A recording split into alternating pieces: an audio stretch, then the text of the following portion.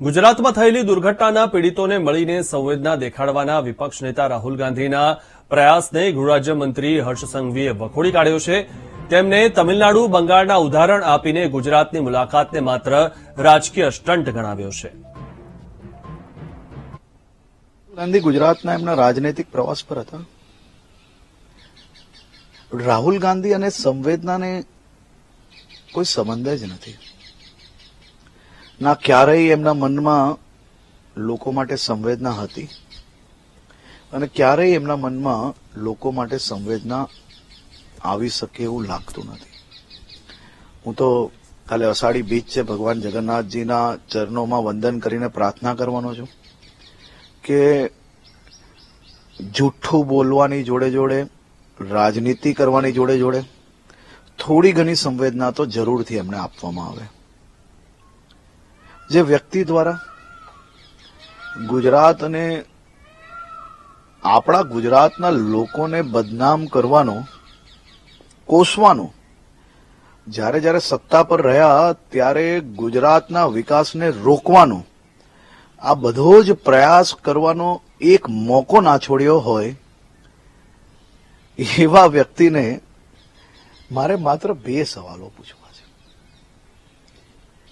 તમિલનાડુમાં India alliance જોડે જે સરકાર ચાલી રહી છે, તમિલનાડુમાં બી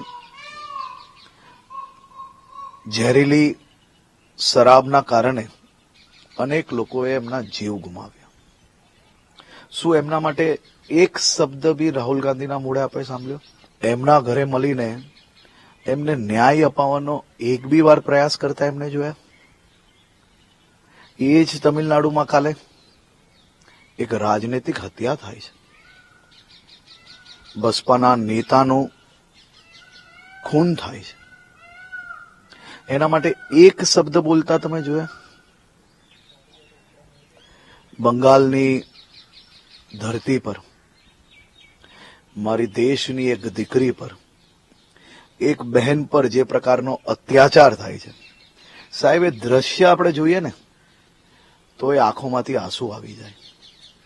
આ દ્રશ્ય જોઈને મારા દેશની લાખો કરોડો માતાઓની આંખમાંથી આંસુ આવી ગયા, પરંતુ આ રાહુલ ગાંધીના મોઢે તમે એક બી શબ્દ આ મહિલા માટે સાંભળ્યો, એના ન્યાય માટે સાંભળ્યો છે?